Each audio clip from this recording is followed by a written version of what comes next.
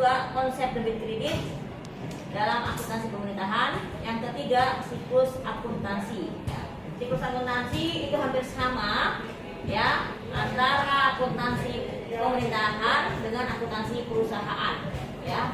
Perbedaannya hanya di nama akun ya dan bentuk-bentuk laporannya.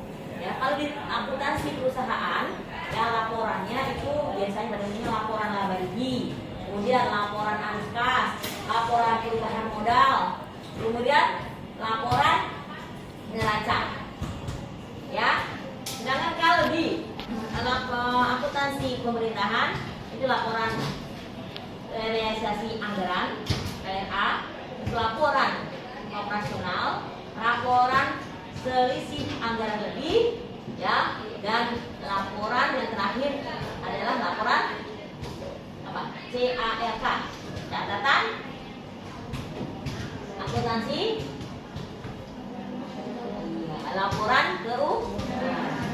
Nah, hanya itu saja kalau di akuntansi pemerintahan, ya, dan perbedaannya dengan akuntansi perusahaan.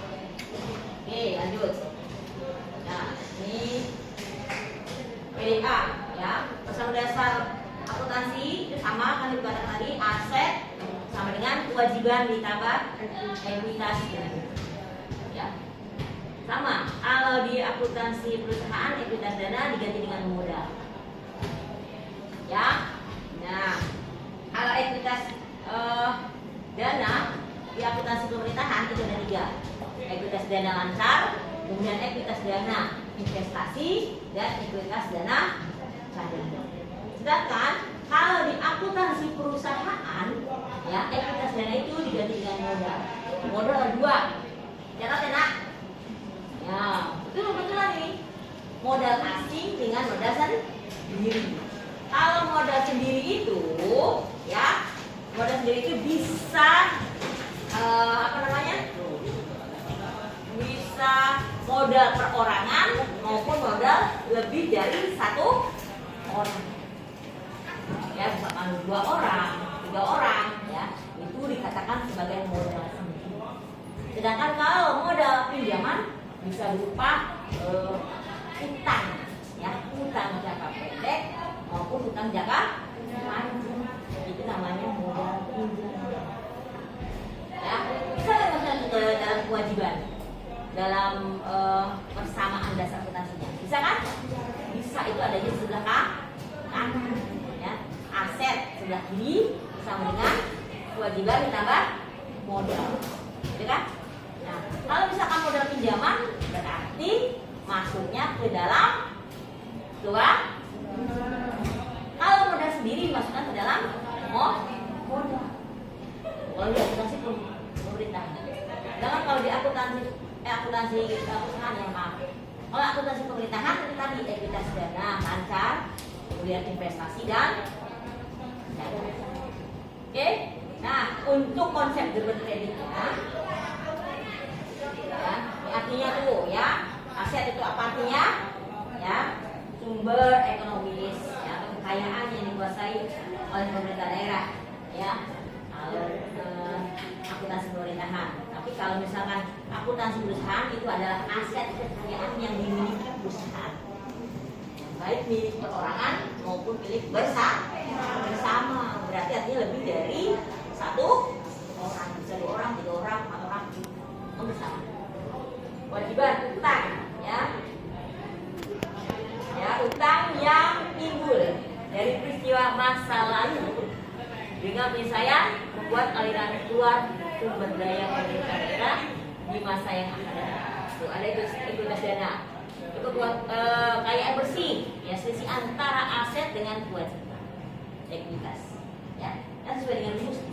Rumusnya aset sama dengan kewajiban ditambah ekuitas. Berarti ekuitas selisihnya kan antara aset dikurang dengan kewajiban. Paham? Ada yang bertanya? Sampai sini ada pertanyaan? Oke, ya.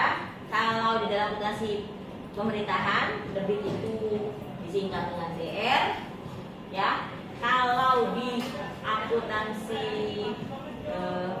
apa namanya, perusahaan itu hanya D, ya kan, D aja kan. Nah, sedangkan yang sebelah kreditnya hanya K, simbolnya hanya K di dalam akuntansi perusahaan. Kalau akuntansi pemerintahan, kredit itu simbolnya C, R. R ini R kecil, C nya.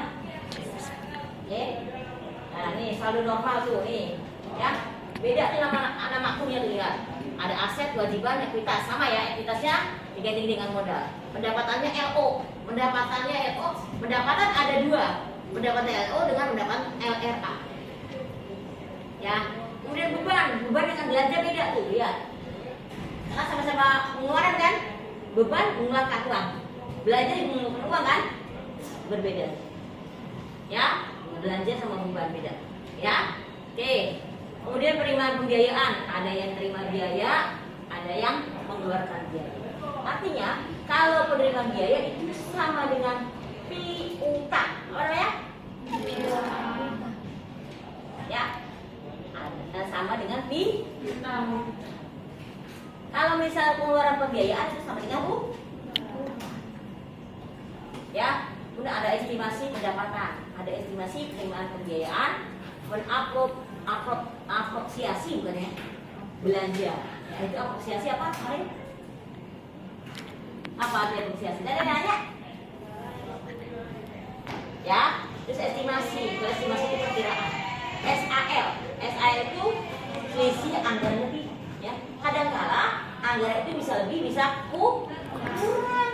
Kan tergantung surplus dan defisit. Kalau pendapatannya lebih besar daripada belanja, itu akan mengalami surplus. Kalau pendapatannya kurang daripada belanja, akan mengalami defisit. Itu, ya, paham? Ada yang bertanya tentang PDA? Ini konsepnya dulu, nanti kita akan praktek. Ya, Ibu akan berikan tadi, ya, kasus pertama sampai kasus 10 seperti apa masukannya ke dalam PDA. Ya, paham? Paham? Oke. Ada pertanyaan? Tidak ada? Oke, cukupkan sekian materinya. Nanti kita coba untuk latihan bersamaan dasar akuntansi melalui Excel. Nanti dijelaskan kalian